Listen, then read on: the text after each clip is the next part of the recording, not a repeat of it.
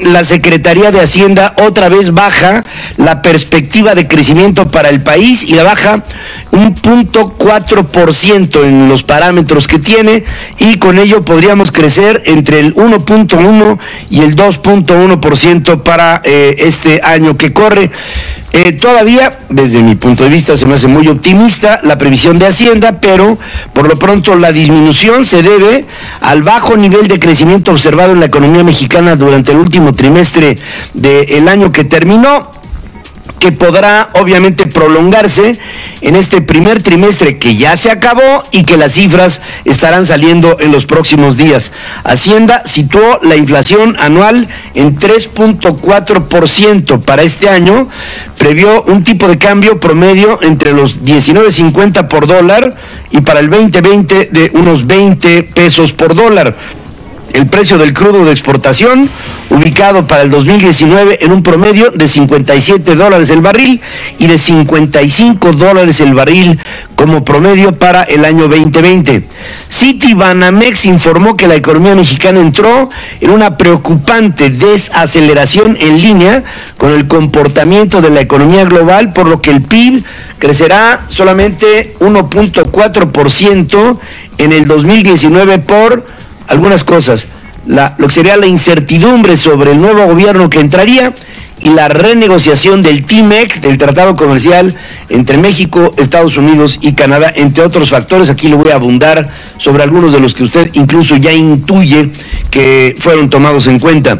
Especialistas del sector privado consultados por Banco de México redujeron en marzo su estimado de crecimiento real anual para el 2019 en 1.56% por debajo del 1.64% que se preveía en el mes de febrero. Están viendo todos los indicadores cómo está bajando la perspectiva de crecimiento económico. El cálculo de inflación también fue revisado a la baja a 3.65% para el cierre de este año, desde el 3.67% previo. Pronosticaron que el tipo de cambio se ubicaría en 19.97 pesos por dólar desde los 20.19 de febrero. Los expertos detallan que los factores que podrían obstaculizar el crecimiento económico son la inseguridad pública, que está creciendo, y la plataforma de producción petrolera, que está diezmadísima. El uso del Fondo de Estabilización de los Ingresos Presupuestarios para rescatar las finanzas de Pemex tendrá un impacto en la calificación de la paraestatal y de la propia deuda soberana, según considera Federico Rubli, que es integrante del Comité Indicador del Instituto Mexicano de Ejecutivos de Finanzas. Remarcó que se necesita apoyar a Pemex de una manera más firme y más severa, y no solo con una dádiva de un fondo de ahorro por 130,000 millones de pesos. Según explica, que el fondo es para compensar ingresos y no para solucionar un problema estructural como el que tiene la petrolera. Aquí se los dije cuando vino el anuncio de la utilización de este fondo de estabilización presupuestaria. Les dije, estamos los mexicanos pagando la corrupción de Petróleos Mexicanos para su recuperación. Aquí lo están ya apuntando analistas económicos. Congresistas de los Estados Unidos ofrecieron oposición al cierre de la frontera con México luego de reunirse con el presidente en Palacio Nacional. No necesitamos construir muros, pero sí puentes, dice Eliot Engel, presidente del Comité de Asuntos Exteriores de la Cámara de Representantes. Criticó que se le haya retirado el apoyo económico al Triángulo Norte Centroamericano. Argumentó que el dinero ayuda a combatir a las bandas y si no lo hay, se va a incrementar el crimen en América Central. Adriano Spailat, integrante del Comité de Asuntos Exteriores, destaca la posición prudente del presidente frente a las amenazas de Trump.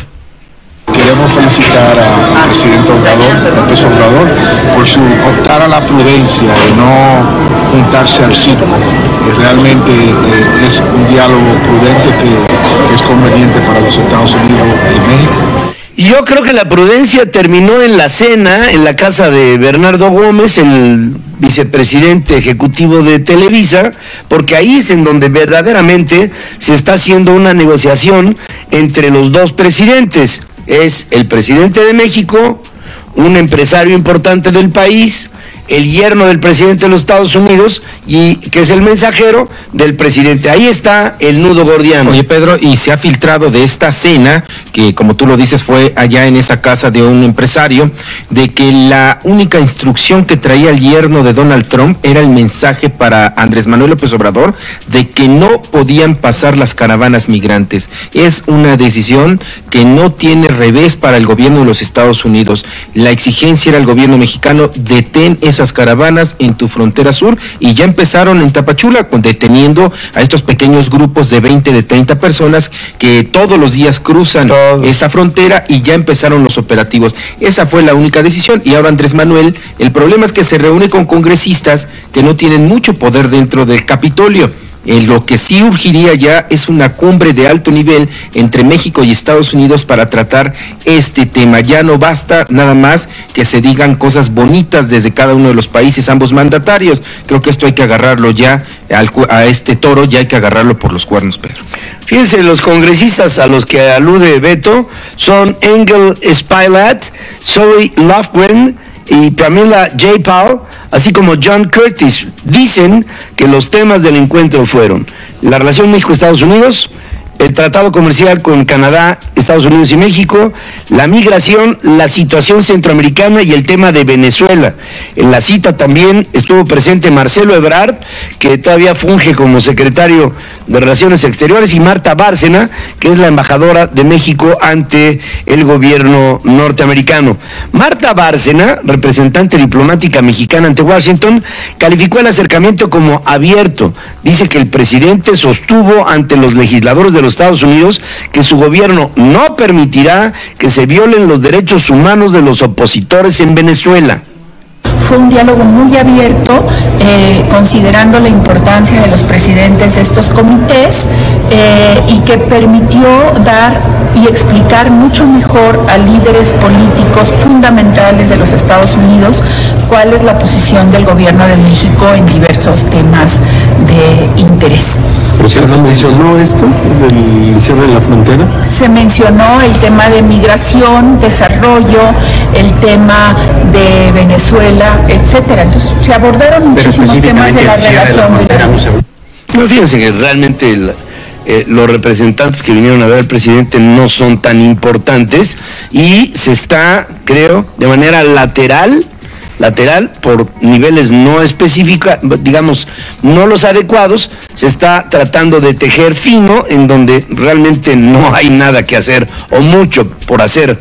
La amenaza del presidente Trump de cerrar la frontera sur de Estados Unidos no es una forma de presión a México, sino a todos los actores para dar soluciones ante la llegada masiva de migrantes. Esto es lo que dice el yerno del presidente, Jared Kushner, asesor especial de la Casa Blanca.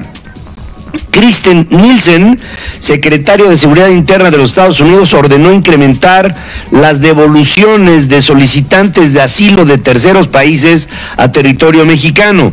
La Cámara de Diputados decidió aplazar indefinidamente el análisis del dictamen sobre la reforma educativa. Mario Delgado, presidente de la Junta de Coordinación Política en San Lázaro, justificó que el acuerdo no es votar la reforma, sino hasta, fíjense, primero lo que quieren es agotar el diálogo con la coordinadora. Y ya que se agote el diálogo, entonces ya van a sacar su mugre reforma educativa que no tiene nada de esencia, o por lo menos no de lo que yo estoy acostumbrado a ver en una escuela. Andrés Manuel López Obrador urgió a una renovación del Poder Judicial de la Federación desde abajo. Pidió que se evite la corrupción, respetando, claro, la autonomía y la independencia. Y yo espero que se avance para que se limpie de corrupción el Poder Judicial, siendo muy respetuosos de que se trata de un poder, insisto, autónomo e independiente. La oposición en el Senado exigió al gobierno federal y a Morena abstenerse de debilitar la autonomía del Poder Judicial o de satanizarlo. Manuel Añorbe, vicecoordinador del PRI, niega que todo el Poder Judicial esté inmerso en privilegios. Dice que las generalizaciones son odiosas, pero pues todos sabemos cómo es que se mueven los poderes y hasta dónde llega la corrupción en el Poder Judicial. La Suprema Corte de Justicia de la Nación discutirá proyectos que otorgan amparos en contra de la negativa de la PGR de dar acceso a las averiguaciones por las matanzas de San Fernando, en Tamaulipas, y de Cadereyta, en Nuevo León. Debemos de saber que ahora ya es la Fiscalía, y la Fiscalía, antes Procuraduría, pues está negando a dar estos expedientes. El Ejecutivo Federal se pronunció en contra de castigar archivos expiatorios en el caso de la estafa maestra. Instó a actuar en contra de exfuncionarios de primer nivel que estén involucrados en esta trama ilegal. Sobre la exsecretaria Rosario Robles, indicó que sí hay denuncias y se les tiene a estas que dar curso. Tendríamos que empezar por los de mero arriba, los expresidentes, Salinas, Zedillo, Fox, Calderón, Peña Nieto, no chivos expiatorios, como era la costumbre. Por eso estoy planteando que cuando se reforme el artículo 35 de la Constitución, si así se decide, si es necesario, si es conveniente, si así lo creen los ciudadanos, pues que se haga una consulta, pero que vayamos arriba siempre. Oye, Pedro, ¿y no te acuerdas tú de aquella declaración de van a caer peces pesados, peces gordos en mi administración, porque es parte del cambio de régimen que se tiene que hacer en este país? De eso, ¿hace cuántos años ya pasó el sexenio de Peña, el de Calderón, y fue el de Vicente Fox, que empezó con esa consigna política de agarrar, ¿no? Y terminaron siendo pececitos, como los que están pasando. Así es que lamentablemente esta historia de impunidad en México es una historia que se repite no cada sexenio, sino cada día. Fíjense, yo cada vez lo veo más claro. Andrés Manuel López Obrador sabía que si no pactaba con Peña Nieto un acuerdo de impunidad, no lo iban a dejar llegar a la presidencia. No lo iban a dejar llegar. Lo eliminarían, lo matarían, lo harían a un lado, le harían las chapuzas que acostumbran a hacer y no lo dejarían. ¿Qué hace? Pacta, y entonces el presidente ahora, que se hizo de la vista gorda desde que tomó posesión hasta el día de hoy, espero, señor presidente, que tenga usted el valor como para poquito a poco ir empezando a soltar las amarras de ese acuerdo y empezar a ir por esos peces gordos de los que tanto se ufana. Alejandro Armenta, quien fuera preaspirante de Morena al gobierno de Puebla, impugnó la candidatura de Miguel Barbosa ante el Tribunal Electoral del Poder Judicial de la Federación, afirmando que la designación es ilegal, o sea, la de Barbosa es ilegal. A ver si le hacen caso, no lo van ni a apelar. La Comisión de Quejas y Denuncias del INE determinó suspender la transmisión de spots de los candidatos morenistas al gobierno de Puebla, de Barbosa, y de Baja California, Jaime Bonilla, por atacar a los gobiernos pasados. Alejandro Villarreal, exsecretario del Sindicato Nacional de Trabajadores de la Educación en Chihuahua y ligado al exgobernador César Duarte, fue otra vez aprehendido por otro desvío, en este caso de 1,5 millones de pesos. Es una payasada, ¿no? Un desvío de 1,5 millones de pesos cuando se robaron tanto. Hablar de 1,5 millones de pesos en el Sindicato de Trabajadores de la Educación es como hablar de el cubrir los gastos de un desayuno. La Fiscalía General de la República detuvo a René Carrillo Durán, quien hasta enero fuera el titular de la Policía Ministerial de Aguascalientes, y a 2 agentes en activo por estar presuntamente implicados en la desaparición forzada de una persona, esto ocurrido en el pasado mes de diciembre. Senadores de oposición presentarán un amparo indirecto en contra de las ternas propuestas por el presidente para las vacantes en la Comisión Reguladora de Energía. El senador panista Julián Rementería, integrante de la Comisión de Energía en la Cámara Alta, invitó a los legisladores a sumarse al recurso legal para no dar trámite a las ternas, que incluyen 11 de los mismos nombres reciclados que propuso originalmente el presidente en una primera instancia. Ayer se dieron hasta con la cubeta los senadores de oposición a Morena con los aspirantes del CRE, incluso se salieron los aspirantes porque decían que era algo así como perder el tiempo el hablar con sabiondos como Xóchitl Gálvez. A todo ello muestran no solamente su ignorancia, sino que ahora muestran la falta de conocimiento y la intransigencia, porque tienen que pasar por el Senado y los senadores tienen el derecho a cuestionarlos y estos tienen la obligación de contestar, cosa que no hacen. Y ayer comparecieron con porra, Pedro, porque desde la Secretaría de Energía se les apoyó descalificando las posiciones de los propios legisladores. En un tuit, la Secretaría de Energía, la cuenta oficial de la Secretaría de Energía, dijo a todo la vida cibernáutica de este país que critican mucho y ni saben del tema. Es claro que los candidatos tienen el nivel profesional y experiencia para ocupar el cargo en la CRE.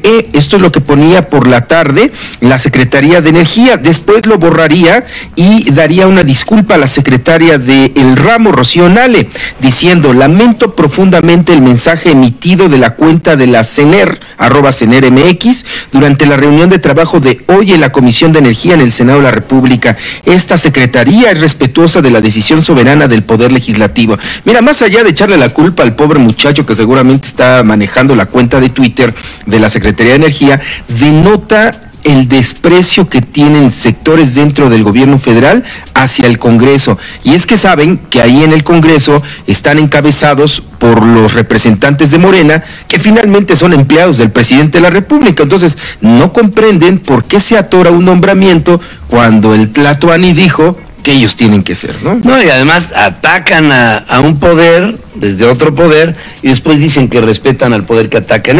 Y eso lo hacen todos los días, a todas horas. ¿Sabe qué? Estos que acaban de llegar a gobernar no tienen idea de las formas que hay que seguir para respetar a la institucionalidad con la que está basada la República. Y si la están violando constantemente, va a llegar un momento en donde la excepción se vuelva la regla. Y ahí vamos a perder todos los mexicanos. Los 12 candidatos que integran las ternas para las vacantes de la CRE, o sea, de la Comisión Reguladora de Energía, son expertos y profesionales, es como defendía Rocío Nale, y ya vieron cómo salió el tiro por la culata. Es indefendible a la cantidad de gente que llevan y cómo la llevan y qué son. Llevan hasta su acordeón y ya que lo sacan, ni siquiera lo saben consultar, tienen la menor idea de lo que están hablando.